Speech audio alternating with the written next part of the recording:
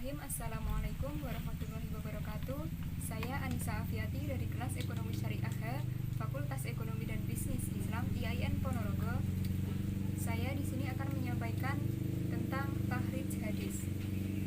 Untuk meneliti kesohihan hadis, kita perlu meneliti kualitas sanad dan matannya. Langkah awal penelitian hadis adalah tahrij hadis, yaitu penelusuran letak hadis pada kitab-kitab primer atau hadis asliyah yang mencantumkan hadis secara lengkap dan sanadnya. Hadis sebagai elemen utama dalam bangunan syariat Islam yang selalu saja menjadi daya tarik bagi yang ingin mengkaji dan mendiskusi Islam. Umat Islam sepakat untuk menerima hadis dan menjadikannya sebagai sumber Islam yang wajib dipatuhi setelah Al-Quran. Tetapi di antara mereka ada yang menerimanya dengan beberapa syarat. Selanjutnya, urgensi tahrij. Sebagai sumber ajaran Islam setelah Al-Quran, hadis memiliki kedudukan yang sangat penting dalam Islam. Namun tidak seperti Al-Quran yang mendapat penjagaan langsung dari Allah.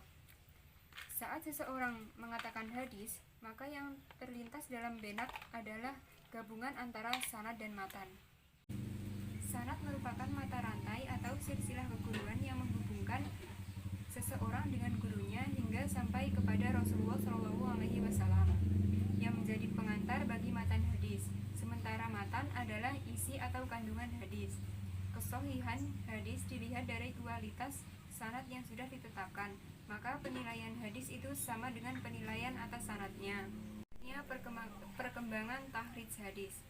Tahrij secara etimologi bermakna mengeluarkan, sementara hadis dalam terminologi populer dinyatakan sebagai segala sesuatu yang disandarkan kepada Rasulullah, baik penyandaran valid atau hadis sahih dan hasan ataupun tidak valid, yaitu hadis dhaif dan maudhu.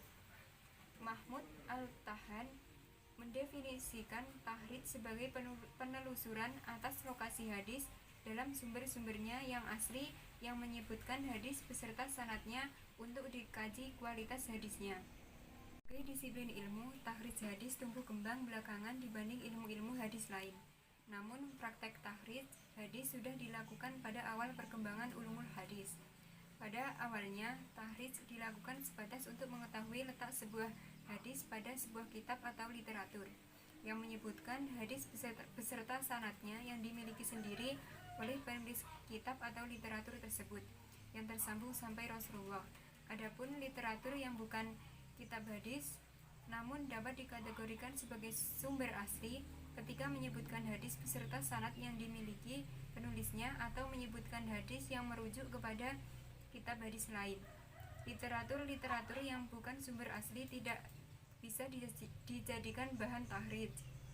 Selanjutnya, metode tahrij hadis. Mahmud Al-Tahan menyebutkan ada 5 metode yang digunakan untuk menakrij hadis. Yang pertama, metode indeks nama sahabatnya. Metode ini digunakan ketika nama perawi sahabatnya diketahui. Pengguna metode ini harus meyakini terlebih dahulu sosok sahabat yang meriwayatkan hadis yang akan ditakrij. Metode ini berlaku pada kitab-kitab musnad, mu'jam, dan atraf. Yang kedua, metode kata pertama dalam matan. Metode ini digunakan ketika mengetahui dengan pasti ungkapan awal dan dari matan hadis. Yang ketiga, metode indeks kata. Metode ini digunakan dengan cara mencari kata-kata yang menjadi kata kunci dalam indeks hadis. Yang keempat, metode tematis hadis. Metode ini digunakan oleh orang yang memiliki cita rasa ilmiah yang memungkinkan menentukan tema bagi hadis yang sedang dikaji. Yang kelima, metode penelusuran berdasarkan kondisi matan dan sanad. Jika mengkaji hadis yang memiliki ciri dan tanda kepalsuan, maka kita tidak dapat melakukan penelusuran dalam kitab yang khusus mengumpulkan hadis palsu. Atau jika hadis yang dikaji diasosiasikan kepada Allah Ta'ala atau dapat disebut hadis qudsi, maka dilakukan penelusuran terhadap kitab atau literatur yang memuat hadis qudsi. Selain metode tersebut, ada 3 cara lagi yang dapat digunakan untuk menelusuri hadis, yaitu penelusuran digital, internet, dan bertanya kepada pihak yang dianggap bisa memberi tahu letak hadis. Prinsip dasar tahrij hadis. Yang pertama, tahrij bersifat mandiri atau istiqlal. Dalam artian, kajian yang dilakukan pada satu sanad periwayatan tanpa harus meneliti seluruh sanad. Yang kedua, sebanyak mungkin informasi terkait hadis yang diketahui dipaparkan. Contohnya, penilaian kualitas hadis.